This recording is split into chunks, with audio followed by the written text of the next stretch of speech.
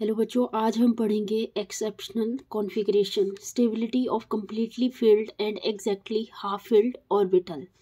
ठीक है, तो जैसे कि मैंने पिछला जो वीडियो बनाया था वो बनाया था इलेक्ट्रॉनिक कॉन्फ़िगरेशन के ऊपर, तो आई होप आपको वो समझ आ गया होगा। अब जो हमने उसमें एलिमेंट्स थे, एलिमेंट्स में जो इलेक्ट्रॉन फील किए तो उसमें पैटर्न सेम था। ठीक है, बट अब कुछ ऐसे केस भी हैं जहाँ पे एक्सेप्शनल है, मतलब जो उस पैटर्न को फॉलो नहीं करते, तो वो है एक तो क्रोमियम और एक है कॉपर।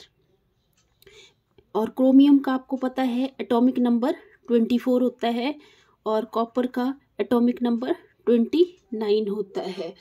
अगर हम इलेक्ट्रॉनिक कॉन्फ़िगरेशन फील करने लगें पैटर्न वे से, तो जैसे इसमें आएगा 1s2, 2s2, 2p6, 3s2, 3p6, 4s2, 3d4, इस तरह से फिल कर सकते हैं हम।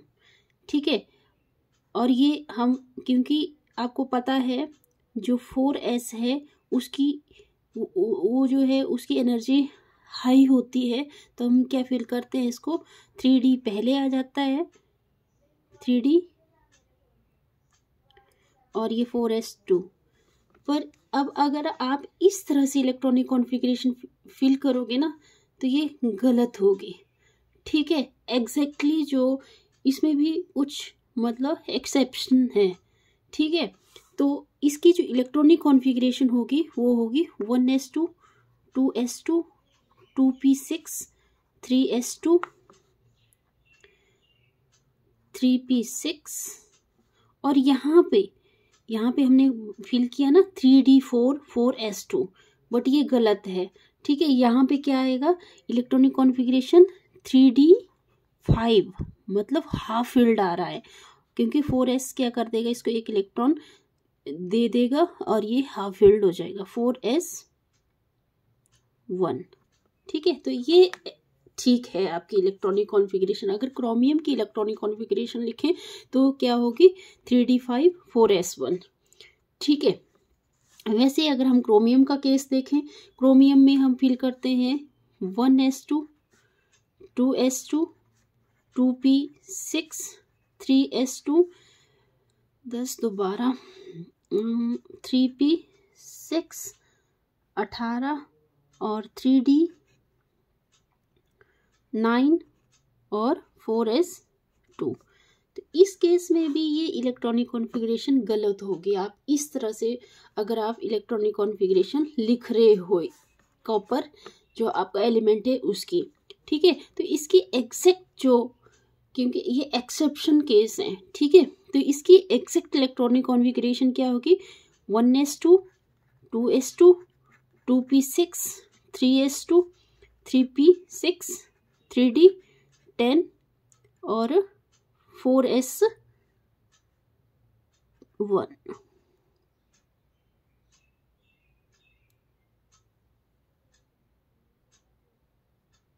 ठीक है, तो ये इसकी इलेक्ट्रॉनिक कॉन्फ़िगरेशन सेम होगी और इसमें आपको 2-4 लाइनें लिखनी पड़ेंगी कि क्यों सेम होती है। तो इसमें लिखना आपने सिमेट्रिकल डिस्ट्रीब्यूशन की वजह से। किसकी वजह से? Symmetrical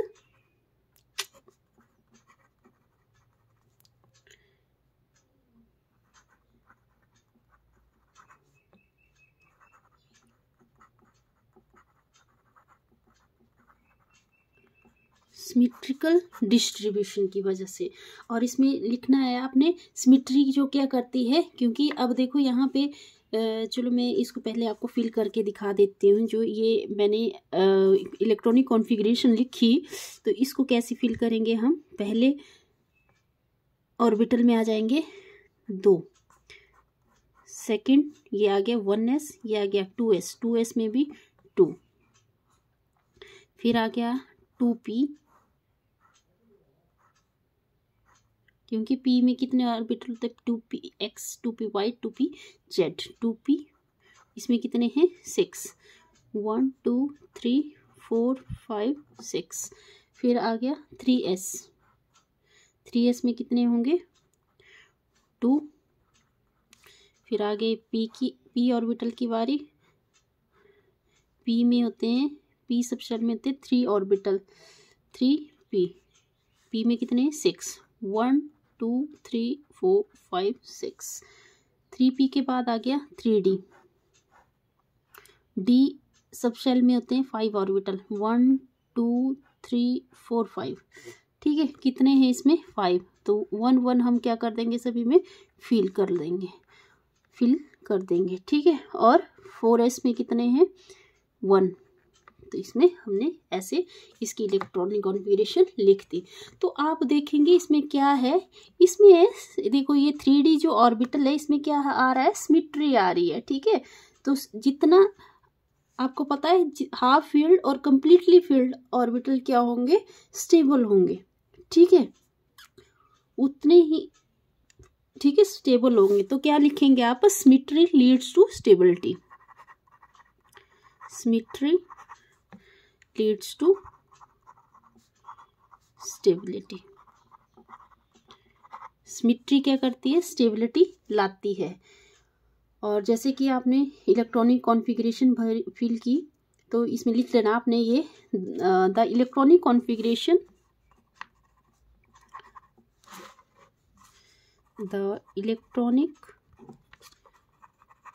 configuration in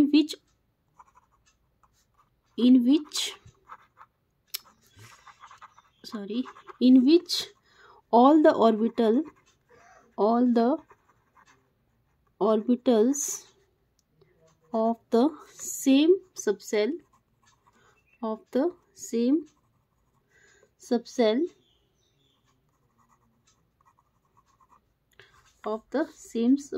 are either completely filled or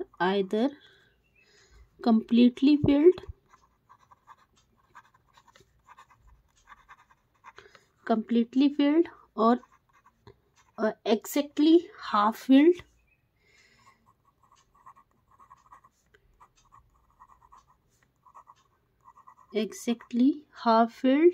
are more stable, ठीक है। और because of symmetry distribution of electron, क्यों होता है ये stable, because of symmetrical distribution of electron,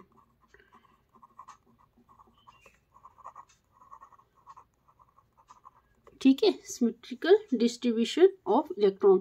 वैसे ही आपने, जैसे मैंने यहाँ पे कॉपर का फिल किया, वैसे ही आप यहाँ पे क्या फिल कर देंगे, मैं यहीं पे फिल करके दिखा देती हूँ। जैसे कॉपर का फिल करने, तो यहाँ पे मैंने मतलब यहाँ तक फिल कर दिया था। अब ये जो डी ऑर्बिटल है, क्रोमियम के केस में ये हाफ फील्ड होता है और कॉपर के केस में ये फुल फील्ड होता है, मतलब ये 10 आ जाएंगे यहाँ पे और सारा सेम है, ठीक है। तो अब मैं क्या सोचूं कि आपको आ गया ना ये। और दूसरा है हमारा एक्सचेंज एनर्जी,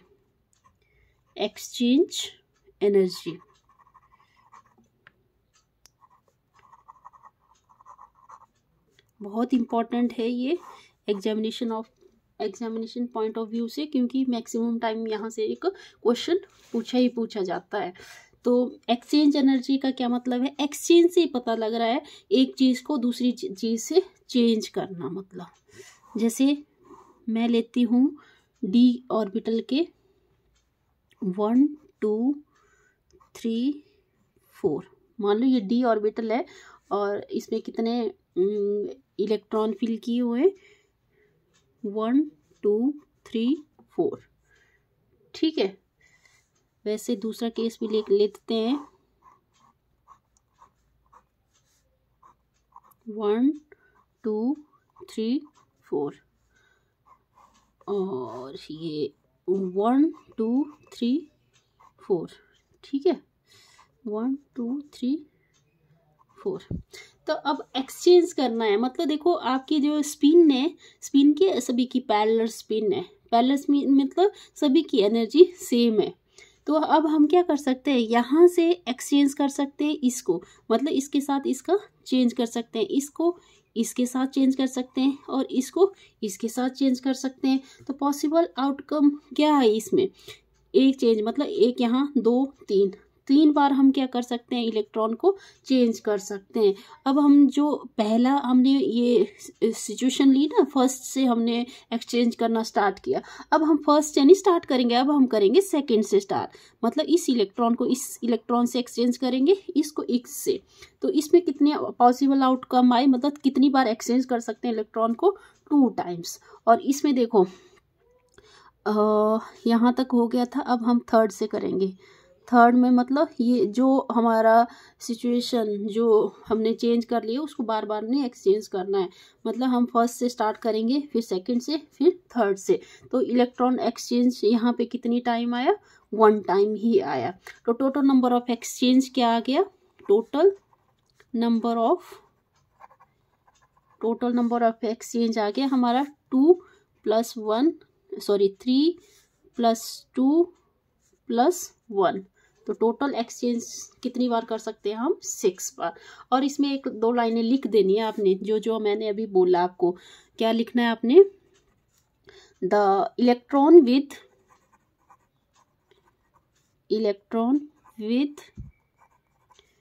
पैरेलल स्पिन, सभी की पैरेलल स्पिन है ना, एक जैसी स्पिन है, देखो parallel spins present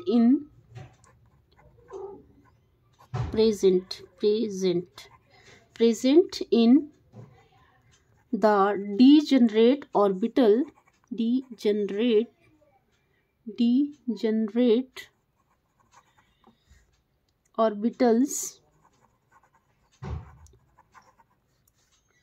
tend to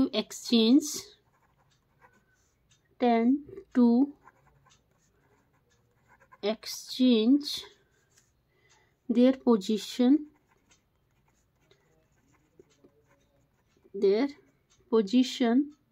the energy release। अब ये जब एक्सचेंज करते हैं ना इसकी पोजीशन को, यहाँ से यहाँ को, ये जो इलेक्ट्रॉन है इसको हम चेंज कर रहे हैं, तो इसमें क्या हो रही है, एनर्जी रिलीज हो रही है। तो जो एनर्जी रिलीज हो रही है उसी को क्या बोला है, the energy release during this exchange